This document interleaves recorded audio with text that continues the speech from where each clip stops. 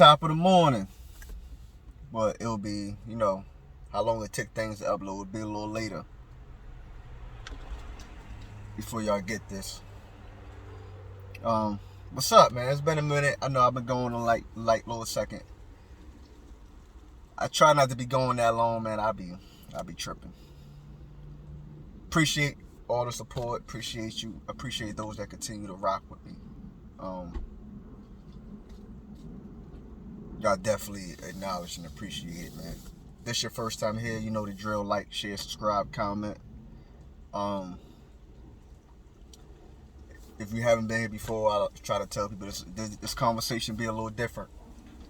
I mean, it be presented a little differently, depending on what we engaging in. So this morning, it's been some things that have been plaguing my brain. So it's gonna be a couple of different topics I'm gonna touch on and try to keep each one to a reasonable minimum. So we're not here all day. I know y'all got things to do. Like I got things to do. So lately I've seen a lot of people speak on, people always talk about reasons for the high crime rate, the high murder rates, and it's not. I mean, it's across the cities nationally. I mean, it's kind of globally, but we're gonna focus on national. You know what I mean? You look at towns that historically didn't have, a lot of murders. They're, for their standards, they're way up. You know what I mean?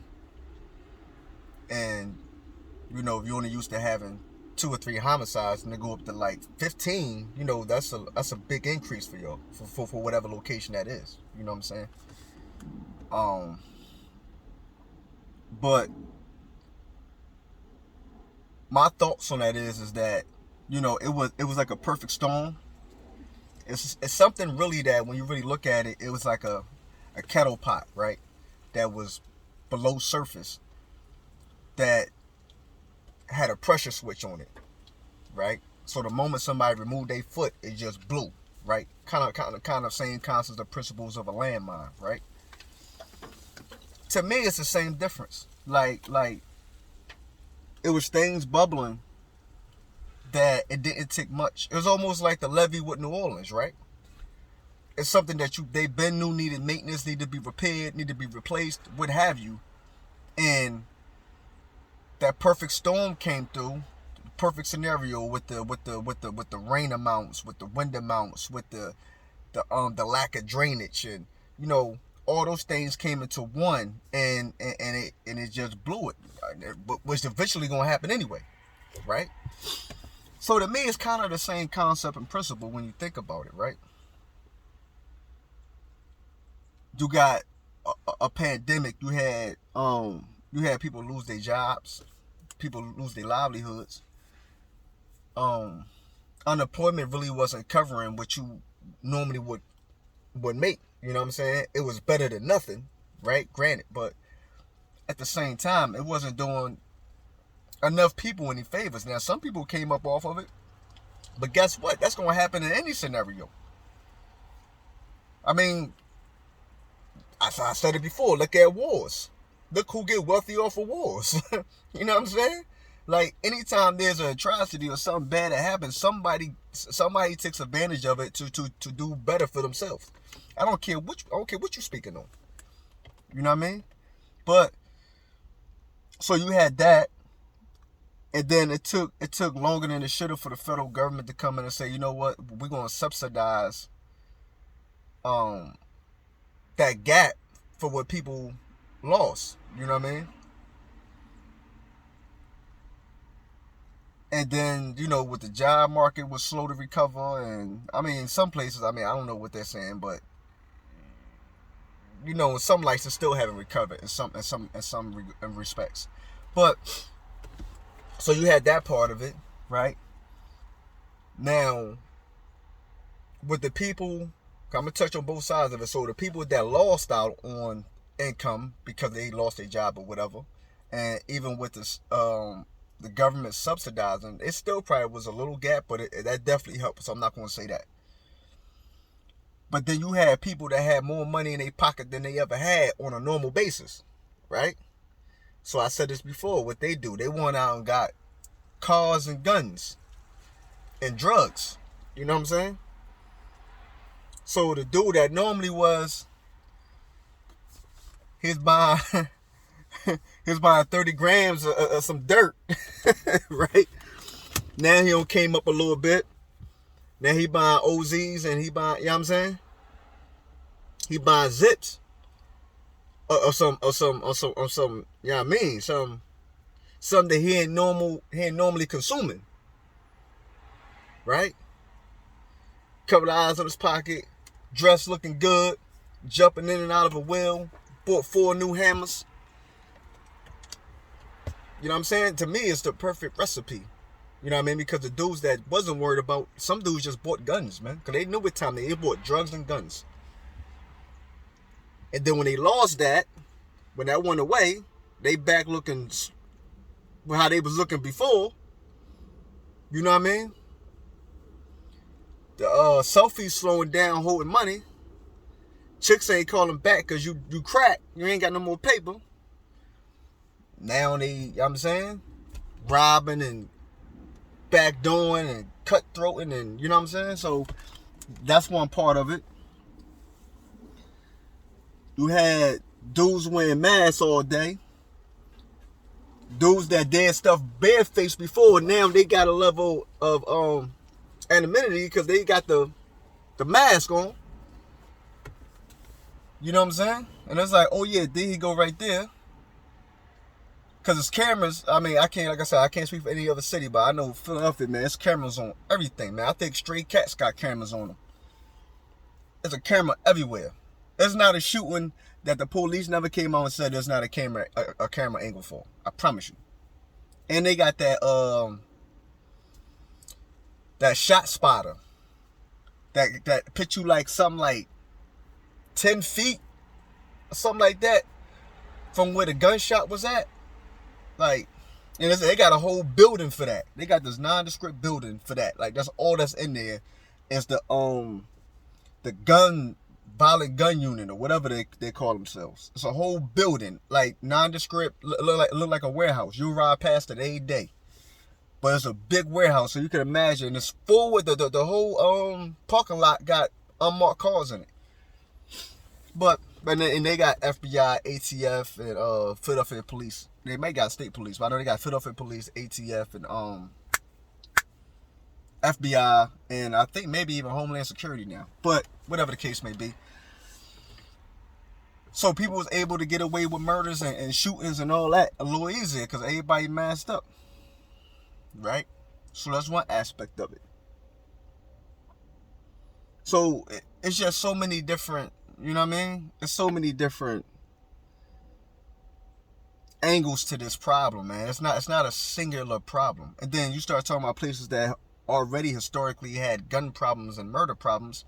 Yeah, it's gonna go way up. And then you mix that with police quitting, police getting fired. You know what I mean? I think Philadelphia police is something like 60% capacity right now. Somewhere in there, 60 to 70%. When I was growing up, it was Temple was already just a terrible place to go to school. Like, not the school itself, just the neighborhood.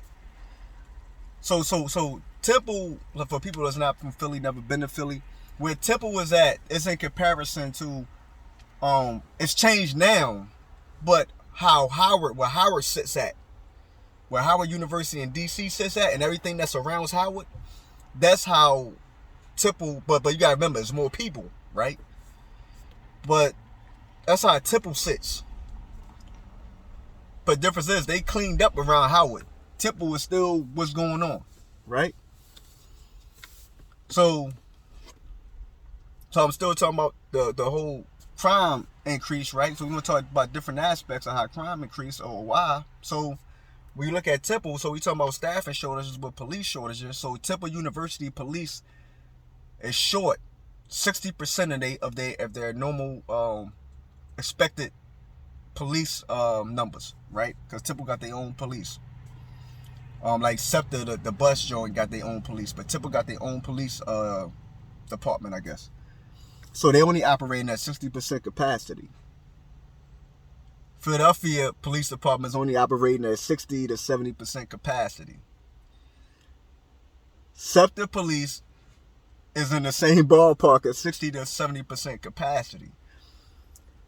So a lot of stuff lately, more than normal, but keep it a buck, more than normal, have been happening in and around Temple University on Broad Street, right? Students robbed, shot, murdered. Other people that don't go to the school getting shot. You know what I mean? A car full of girls just got shot up on Friday by a dude. She pepper sprayed them, and dude decided, like 15-year-old young boy, decided he wanted to shoot up the car. So, but some parents got together, they got kids that go to Temple, right? Parents got together and said, we're going to put our bread together and we're going to hire private security to patrol a certain block radius of off-campus housing, right? So this is where the real problem comes in at with Temple, because historically, the way when I was growing up, Temple students stayed in dorms, right? But quite naturally, with these colleges, especially these major universities with degrees on, they want to up their student population, but don't have nowhere to put them, right? Now, what I will give Temple a pass for, and Temple could thank Bill Cosby, right? Bill Cosby bought a lot of property in and around Temple, right? The perimeter of Temple.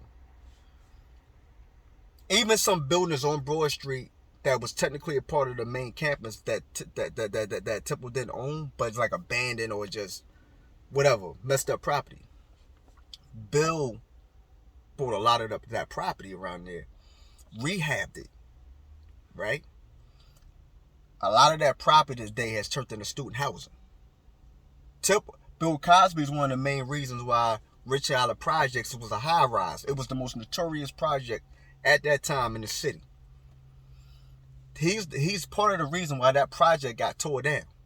I'm talking about that's doing around like with no exaggeration, it probably was like 1 mile, 1.5 miles to the campus. If that, I'm trying to be real modest with this, because so for me it's like a layup. It's not that far, right? But trying to get the technicality of the distance, it's not that far though. I promise you, it's not that far. I mean, you can walk from the projects to Temple campus easily, like comfortably, right? And people do, because Broad Street is like hang out, like it's like a strip. So anyway, so Bill bought a lot of that property in and around there, and turned into student housing. And not only that though, but a lot of the elements with normal rehab and regentrification in that area, especially that area, which now I think about was one of the first areas to become gentrified. Some of that element moved away, right? They got relocated and caused terror to wherever part they was relocated to, right?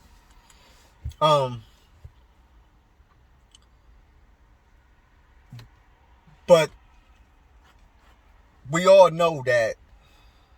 So the problem I had with regentrification in this light is because just because some people moved out, or you move some mamas away, so theoretically they take their sons with them, or whatever the case may be, the part they don't account for is that you can move whoever to wherever. We're talking about a major city. Mass transit is popping if you don't got a will.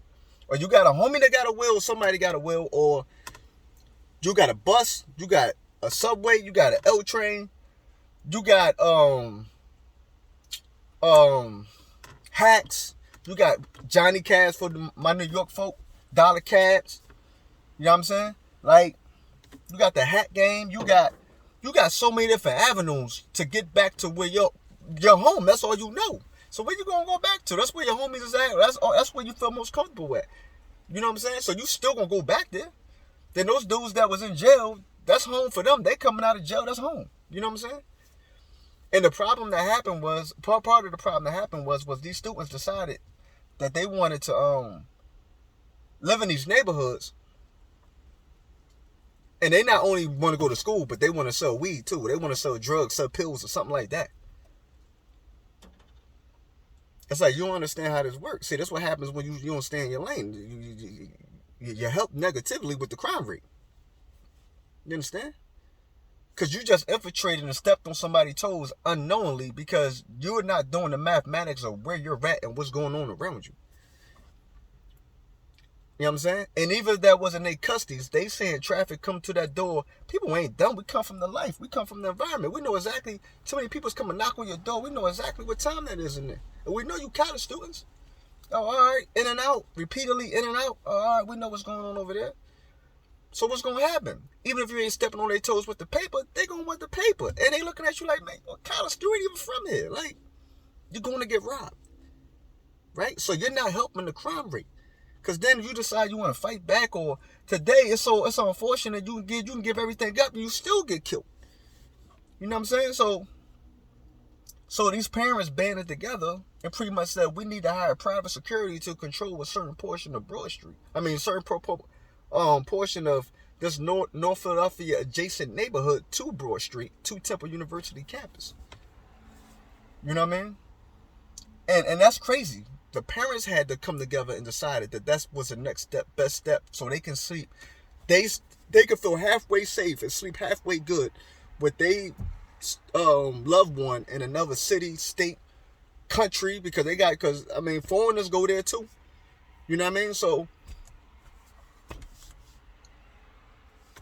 it's crazy. I mean, just think about that, right?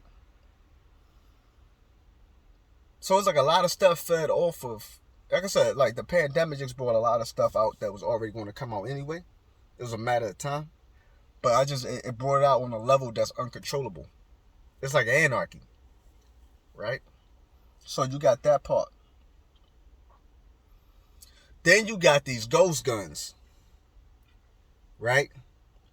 Ghost gun, like the equivalent to me growing up was just been a gun with the serial number scratched off. That's about the most a ghost gun we know about.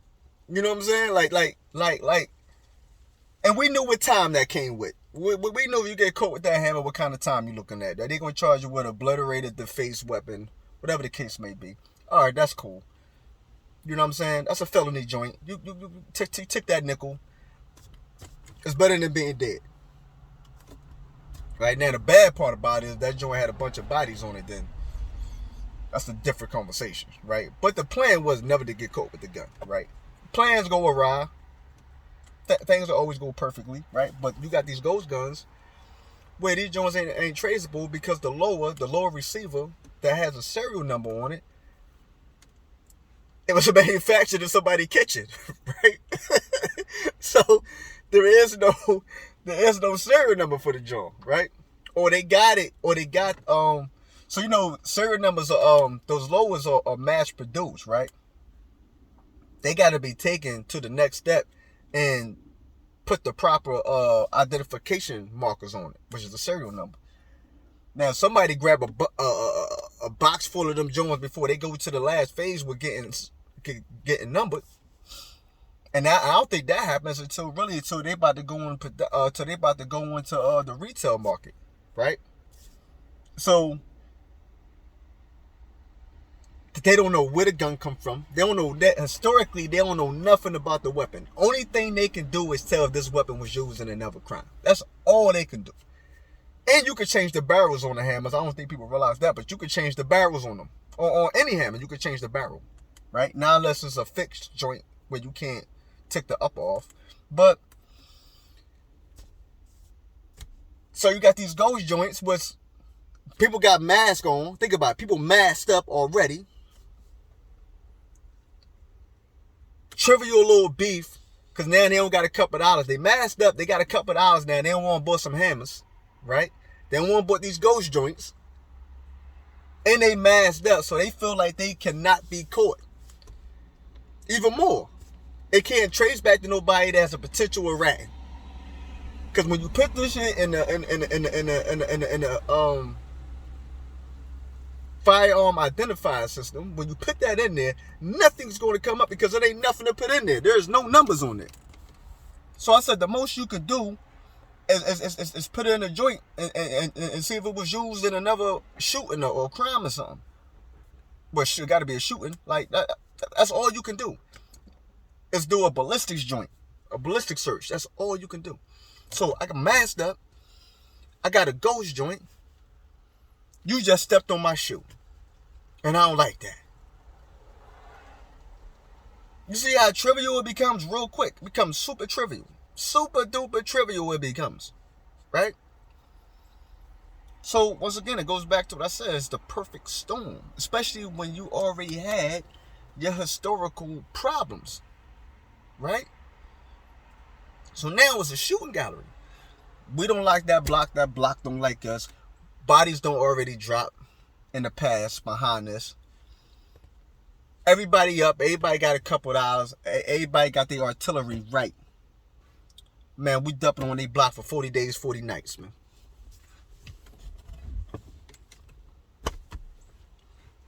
You know what I mean? For some of y'all, it probably sound like, man, you lying or you exaggerating. But nah, this is exactly how I go. You know what I mean? But, like I said, it's the perfect storm. It's the perfect storm. And all the other elements, the problems that was already there that previously existed, they still there. Mom and daddy probably not in the crib, don't care, or you don't know who the hell he is. You already was running the street all day. You know what I'm saying? You already wasn't going to school, care about life. Whatever elements and variables existed prior to, they just got magnified. That's it. So now it's really you something. I'm saying, but you got to think, right? We're not talking about ones and twosies. We talking thousands upon thousands of young men who's in that world, who's in that cycle, in one location. What you think gonna happen? Clip up, vest up. That's the most you can tell somebody at that point. Stay dangerous. That's the most you can tell somebody. Just being honest, right? So, it's not an easy problem to fix. It's not a singular solution. You know what I'm saying? It's going to take a lot. And a lot of stuff has to go right. And a lot of stuff has to, you got to implement the right thing. The right things, you got to implement them. And they have to go right. If that make any sense. Right? Because it's something that you cannot control. These are variables that you only have but so much control over. It's really going to take those young men in those environments.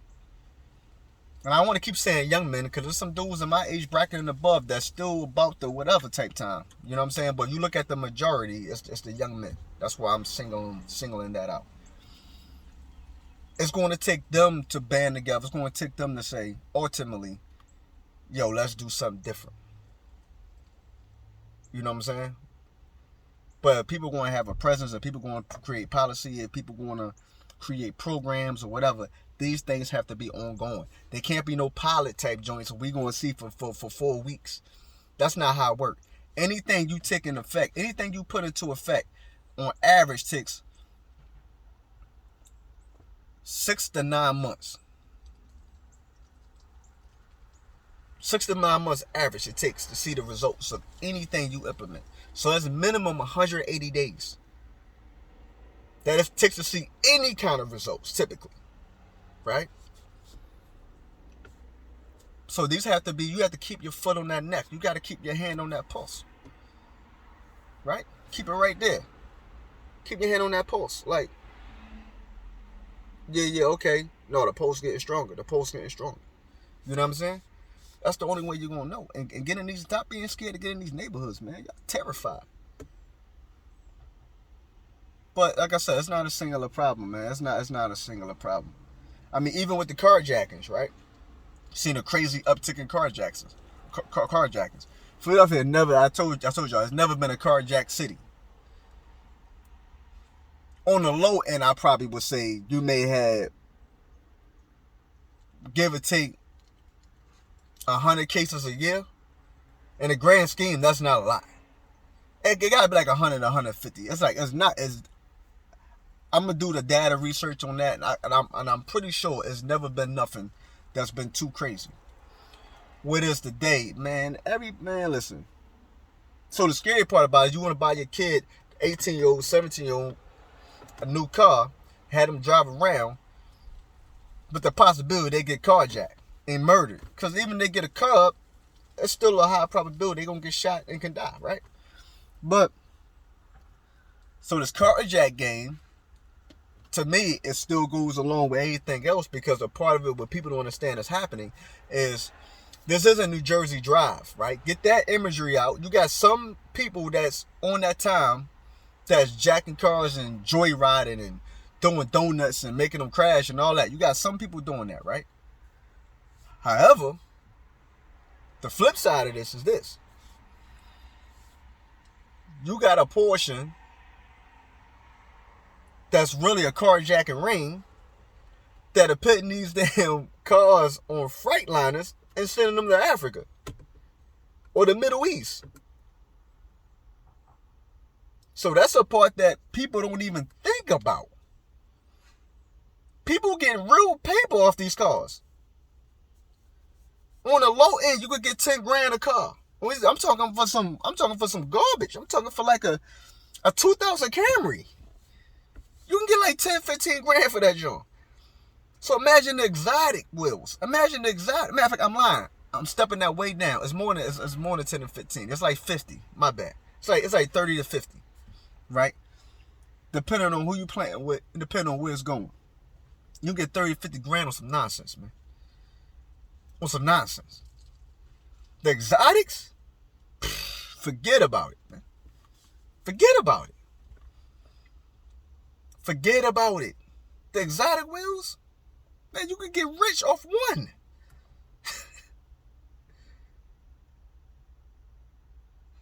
So no, don't get it twisted. These dudes ain't just carjacking and joyriding. Some of these dudes is carjacking. They got one dude had like 8 dudes under them. 3 of the carjackings was violent joints. So I'm talking about that ended in shootings. Ranges and all that. Like he getting to it. He had a crew of like 8, man. They running around the city terrorizing. African boy. Putting them joints right on Freightliners, man. Think about that. Cars, the chop shop game ain't messing with that.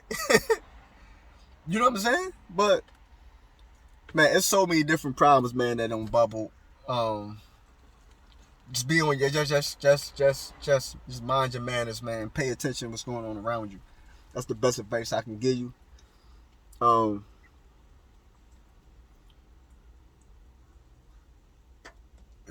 It's real life anarchy, if you ask me, out here. I don't really care where you at. I don't care where you at. If you ain't paying attention, then don't sleep with your eyes open. That's what I always say. Don't sleep with your eyes open. But nah, people ain't playing, man. It's not a game. It's real Rizat. Don't let it happen to you. You know what I mean? But thank y'all for the time, man. I appreciate it. This one a little longer than I normally go, but thank y'all for rocking, man. Like, share, subscribe, comment. Let me know you was here. I got a bunch of little stuff I'm about to do on here, but I'm gonna be back with y'all in a sec. See y'all next run.